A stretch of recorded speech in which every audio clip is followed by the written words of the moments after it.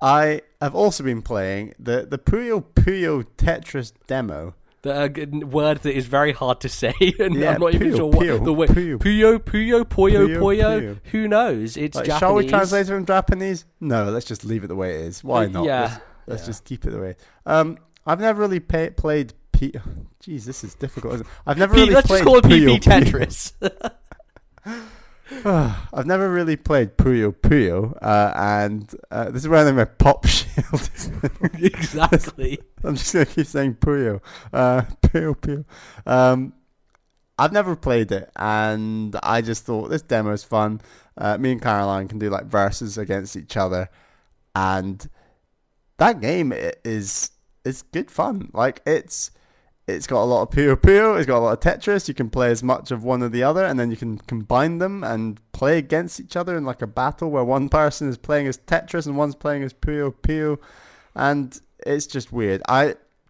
My main criticism, in my view, we only played like 4, 5, 6 matches, and I found the problem was that, so in these sort of Tetris battle games or Puyo battle games, whatever you want to call them, you sort of are getting rid of blocks in order to like give blocks to your opponent. So Right, if, basically if like you, throwing trash mobs onto the other screen. exactly. So if you're playing as Puyo Puyo and you defeat, like, you get rid of some blobs, and then the Tetris player gets blocks, for me, that punishment is a lot more devastating for the Tetris player than when the Tetris player clears lines, because the punishment for the Puyo player is that blocks come down on top of their structure, Right. and actually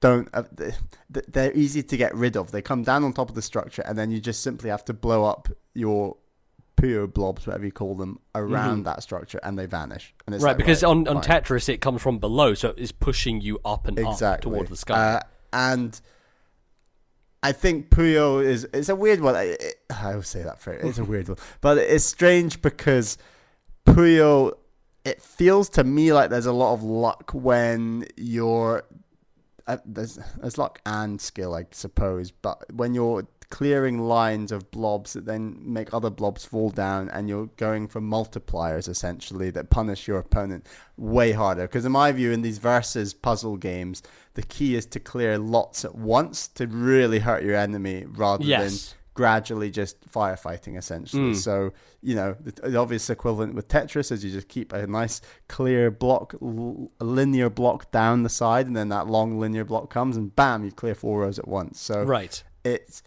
it's like that essentially. And so I was playing as Tetris, he was Puyo for a while, and I just got beaten like 2-3 times in a row fairly convincingly, and then we swapped, and I did beat her, but it took me a lot longer.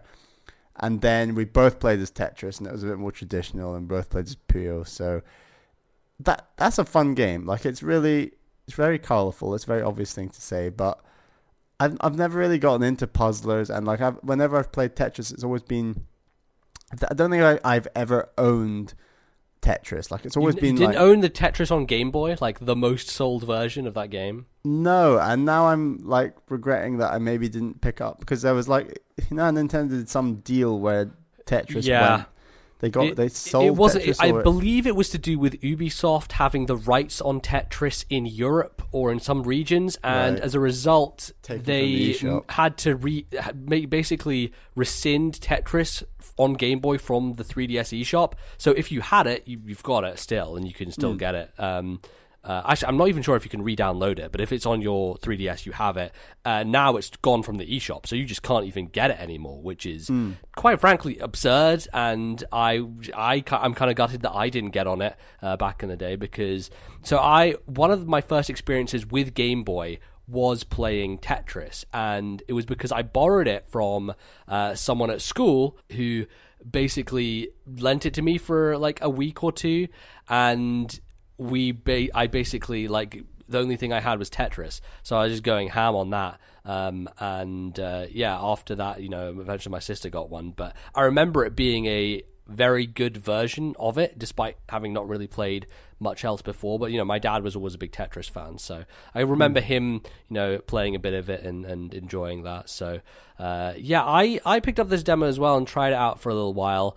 I'm just fucking bad at Tetris. I suck. Yeah, and I think I just don't have the acuity for like predicting, not necessarily predicting, but keeping in mind what blocks are coming and making sure I have a pattern set up that is going to work for that. And I think maybe just because this is a battle style thing, I was playing against the CPU, I had the pressure mounting because of the stuff, coming from below.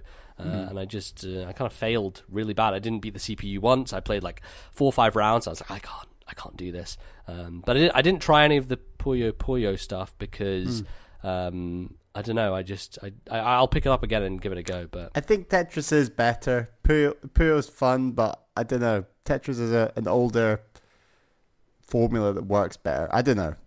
This is me coming as like a puzzler noob, just sort of trying this game that combines 2 traditional puzzle games and thinking, this one's better than the other one. But it's cool, and I love that. I love that it's other that we've already played Snipper Clips, and this is like another thing we could just try where you take 2 Joy-Con, 1 each, and just play some multiplayer games. And like it actually works really well, and you don't have to think about any other controllers. It's all right there, and I really look forward to seeing what else can be done with that format with the Switch, like with co-op multiplayer. Yeah, totally. Did you play it on the Switch screen itself or on the TV? Did you try it out? We just played it on the TV, but yeah, then we'd have to use the stand, and no one wants to use the stand. So no. I'm not really massively a fan of that. Of just what do you call it when you're holding? What's the name of that? What, just tabletop mode or whatever? Tabletop mode. Yeah, there we go. So yeah. I don't know. I guess holding the Joy-Con sideways anyway is an interesting thing when it comes to Tetris, because you have to use analog control, right? You don't have a D-pad to drop things. But so it feels okay because these analog sticks kind of have it's almost like they have a D-pad in them or something. Like, I don't know how you describe it, but they have you can really feel the 8 directions more so than, like, I would argue Wii U or a Wii analog stick on like a nunchuck or something. Like it's not quite GameCube levels of having notches to tell you, but but there's something in there that makes it feel different. Yeah, I think it's maybe a little stiffer of an analog stick than the Wii U one is, which I kind of prefer. I think the looseness is something that, especially on PS4, the analog sticks are very loose, and I'm not a huge fan of those. But it's I guess it works for some 2D stuff. But I've yet to play any like 2D platformers on Switch, so I haven't got to test like whether those buttons work as D-pad or whether I use analog stick. I don't know. If you enjoyed this discussion and would like to hear more, consider subscribing to us on YouTube and following the podcast playlist. You can also find us on iTunes and various other places. Follow us on Twitter at TNL Podcast and email us thisnintendolife@gmail.com. Thanks for watching. We'll see you next time.